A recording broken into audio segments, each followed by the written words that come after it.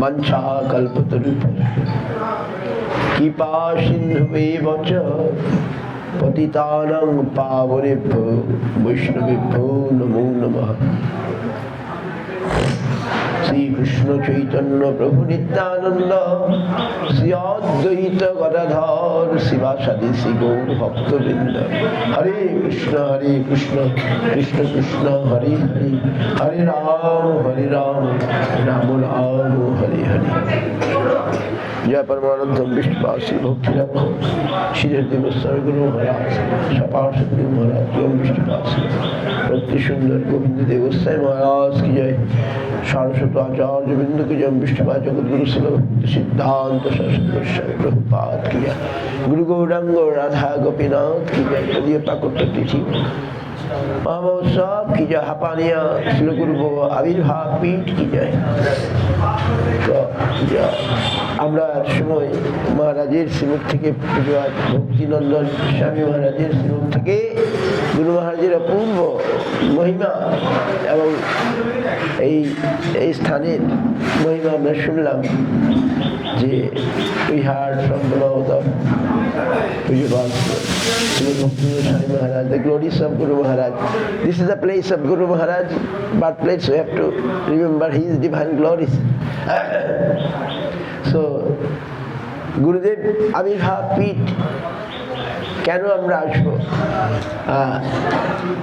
মহাপ্রভু সেটা দেখিয়েছেন। আমরা যদি গুরুদেবকে ভালোবাসি, গুরুদেবের সঙ্গে যদি আমাদের সম্পর্ক থাকে, তাহলে তার লীলাস্থলী কেউ আমরা ভালোবাসি। এটা হচ্ছে তার আবির্ভাব লীলাস্থলী। এখানে তিনি আবির্ভূত হয়েছিলেন। এটা হচ্ছে very place. This room is the very place. And Guru Maharaj shown that the time of to his god brothers. When the god brothers came, ঠিক আছে, এটা হবে। গুরু মহারাজ শোন। ও আচ্ছা। So Guru Maharaj's birthplace manifested.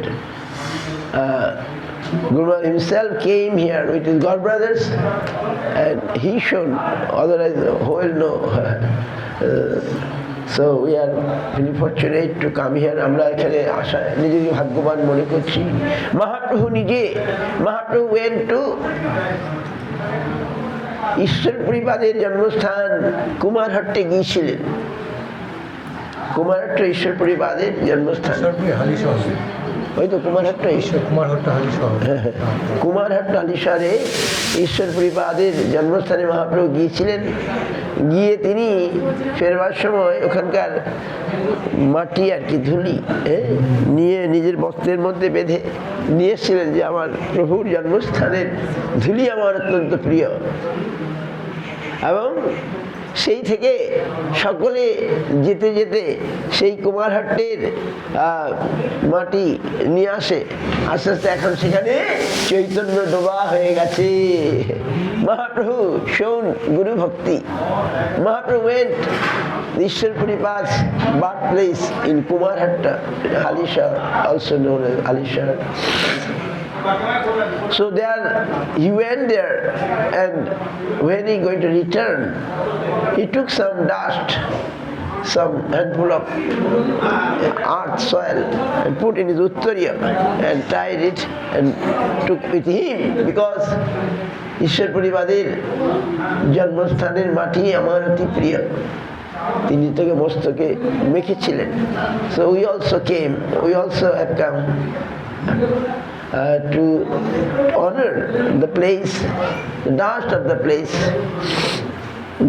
where our divine Guru Maharaj appeared. Guru Maharaj অপ্রাকৃত, আমরা তার কি মহিমা কি বলবো। মহারাজ খুব সুন্দর করে বললেন যে অপ্রাকৃত বস্তু নহে প্রাকৃত গোচর, কিন্তু যারা অপ্রাকৃত তত্ত্ব, অপ্রাকৃত ব্যক্তি, তারাই বুঝতে পারেন। এই জন্যে বড় বড় মহাজন like Prabhupada, ভক্তিশ্বর Thakur,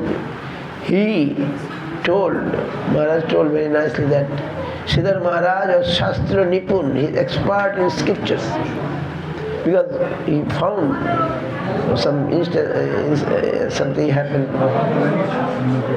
So, Shastra Nipun, he expert in the Shastra. And also, when Guru Maharaj composed this Bhakti Vinod Viraha Adashakam, then after reading that Viraha Adashakam, he said, oh, very nice. Maharaj told, the happy style. Style is the most happy style. How he wrote, Gauranumatang Sharupa Viritam, Rupa Gujaradnitam, Rupadoi Purivasitam, Raghunay Ashaditam Sevitam Jivadvairabhirakshitam Shukoshib Brahmadi Sammanitam Sri Radha Pada Sevanamritam Taddatu Misha Bhavan. Guru Maharaj, Prabhupada was very happy by seeing such loka. And say, happy style, ati sundar, nirmana shaili, tar je rachana. So, Prabhupada himself glorified Guru Maharaj and his god brothers also. Always we heard Maharaj told Bhakti, Pujapad Bhakti Bhagavan Tapasya Maharaj, Bhakti, Kamal Madhusudana Maharaj, Bhakti Vijay Jajavar Goswami Maharaj. They used to say, Siddhar Maharaj Harikatha is like Prabhupada Harikatha. Prabhupada Harikathaর মতোই হরিকথা আমরা শুনতে আসি। একসময় গুরু মহারাজ was very got some disease outwardly. Then if Guru Maharaj will leave us, Siddhar Maharaj leave us, then there is no place to whom where we shall hear, listen the Harikatha. His Harikatha is like Prabhupada Harikatha. So in this way, Guru Maharaj got brothers, and also they came at this place and they say, oh, this looks like the place of Barshana, the mood of Barshana. They told like this. So in this way, we see Hapaniya. Hapaniya also, Hapaniya means sweet water, mishti jal. এরকম বলা হয় Hapaniya. So it's very sweet. The mood of this place is very sweet. And Guru Maharaj is so beautiful. We got the chance to see him. His divine form is so beautiful. Everything is beautiful. His divine form. I felt that is like Bhagavan. His beautiful form in the old age, about more than 80 years.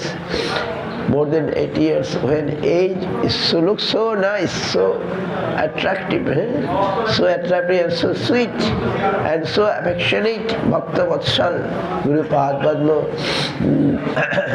to তার স্থান আমরা see, then it is today the day of manifestation of Guru Gauranga Radha Gopinath, Guru Maharaj's deity. You can see it is the deity of Guru Maharaj's time. Guru Maharaj that time cannot come, he is in Navadip. But we heard Srila Bhaktivinoda Puri Goswami Maharaj came and I saw installed the deity. Still the Seva is going on. So we like the Guru Maharaj's birthplace. Guru Maharaj is so nice, I like his own words. When Srila Swami Maharaj, his divine grace, Srila A.C. Bhaktivedanta Swami Maharaj, who preached all over the world Harinam, Krishna Nam, Gaura Nam, and when he used to come first to Guru Maharaj. And when in the ISKCON inauguration, day of ISKCON inauguration, Guru Maharaj went. He invited Guru Maharaj for the installation festival. Then in public, everyone, in front of everyone, Swami Maharaj told, Siddhar Maharaj is my Shiksha Guru. He is my Shiksha Guru. ISKCONের যেদিন বিগ্রহ প্রতিষ্ঠা হয়, তো সেদিন গুরু মহারাজ গিয়েছিলেন, তাকে নিতে এসেছিলেন মহারাজ পুঁজিবাদ সুভোগ মহারাজ এসেছিলেন নিতে, আর মহারাজেরা বিদেশি মহারাজরা এসেছিলেন। সিদ্ধ মহারাজ ওখানে পৌঁছাতেই স্বামী মহারাজ বললেন, আমার বিগ্রহ প্রতিষ্ঠা হয়ে গেছে।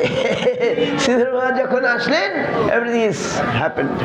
মানে when Guru Maharaj just arrived, Swami Maharaj so happy that, oh, Siddhartha Maharaj came, everything is happened. আমার মনে হয় এই জন্যই বলেছিলেন যে বৈষ্ণবের হৃদয়ে সদা গোবিন্দ বিশ্রাম। বৈষ্ণব এসেছেন মানে আমার গোবিন্দ এসে গেছেন।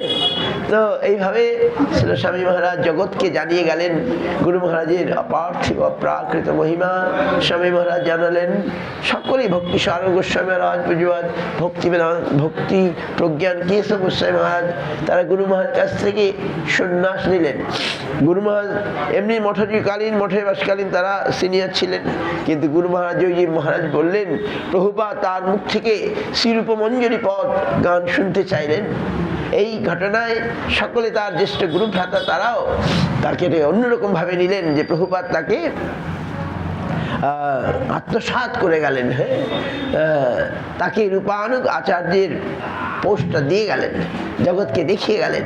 এবং তারা পরবর্তীকালে ভক্তি সারঙ্গ গোস্বামী মহারাজ, তিনি সন্ন্যাস নিয়েছিলেন। ফার্স্ট ভক্তি প্রজ্ঞান কেশব গোস্বামী মহারাজ, গুরু মহারাজ সিনিয়র মঠ জীবনে তার কাছে সন্ন্যাস নিয়েছিলেন। এরকম আরো অনেকে, ভক্তি আলোক পরমহংস মহারাজ, গোস্বামী মহারাজ, এরা সমস্ত গুরু ভাই।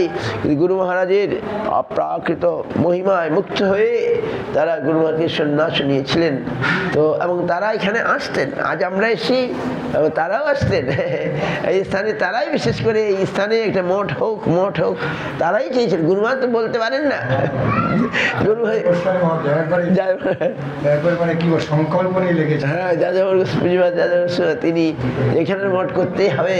তো এখনো আছে, সেই পত্রিকায় সব লেখা আছে।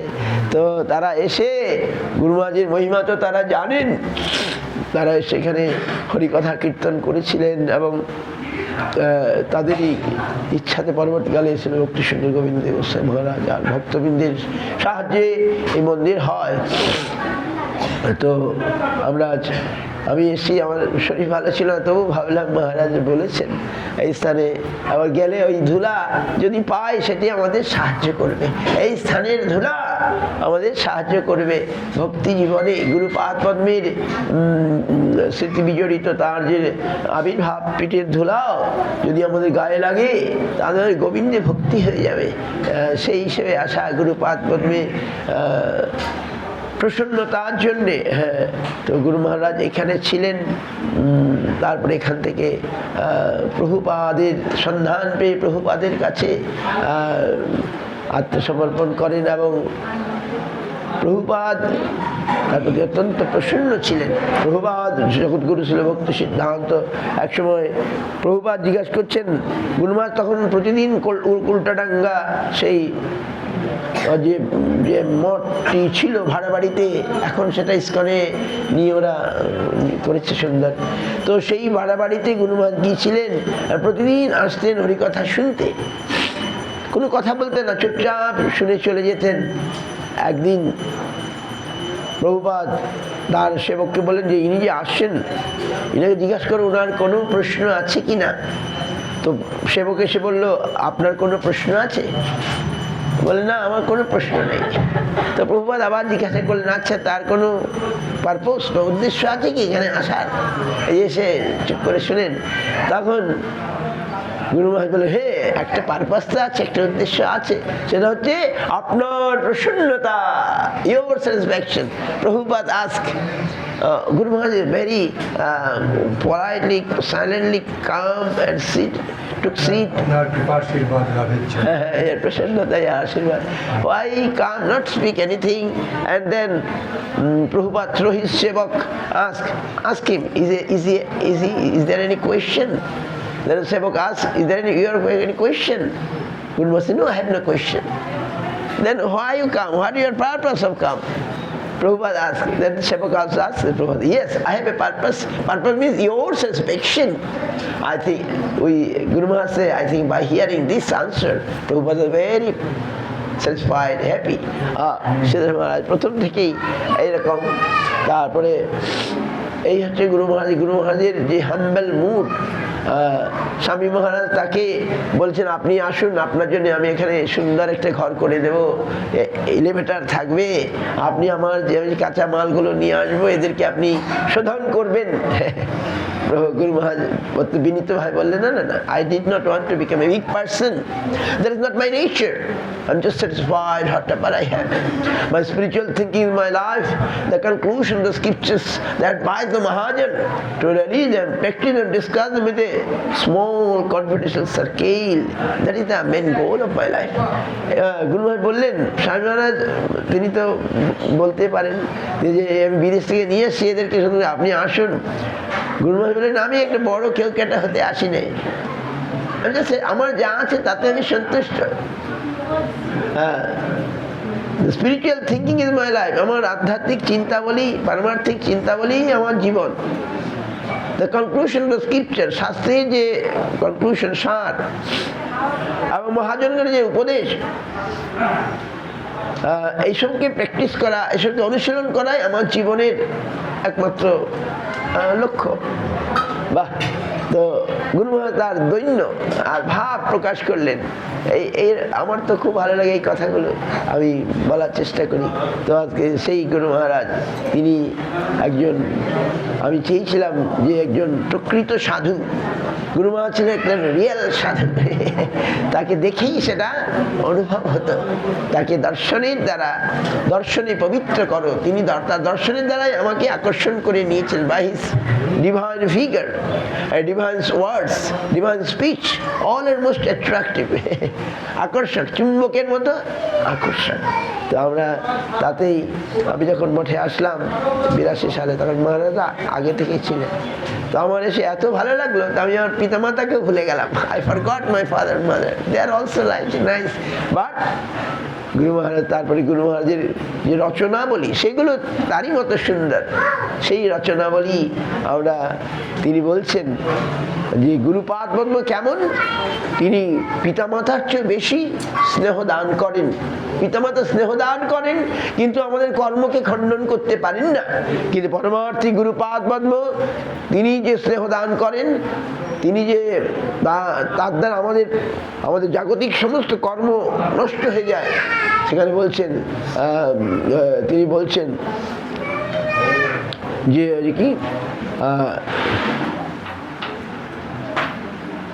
সুজনার মতো কীর্তনের মধ্যে এই কথাগুলো বলছেন যে পিতামাতা অনেক ভালোবাসেন সন্তানকে, কিন্তু তাকে তার কর্মমোচন, জন্মদাতা পিতা নামে প্রারব্ধ খণ্ডাইতে, তার প্রারব্ধ। কিন্তু পরমার্থিক পিতা যে গুরুপাদ, তিনি জীবকে কি করেন, কৃষ্ণ সেবায় লাগিয়ে দেন, এছাড়া তো তার তো কোনো উদ্দেশ্য নেই।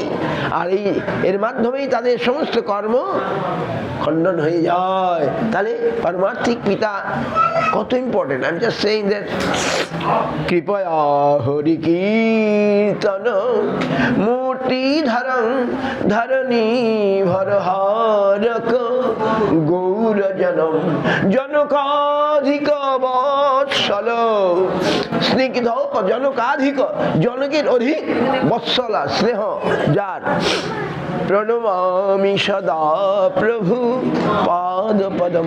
প্রভুপাদ সম্পর্কে লিখছেন, আমরাও তার সম্পর্কে এটাই বলতে পারি, জনক জননীর চেয়ে তিনি বেশি স্নেহশীল।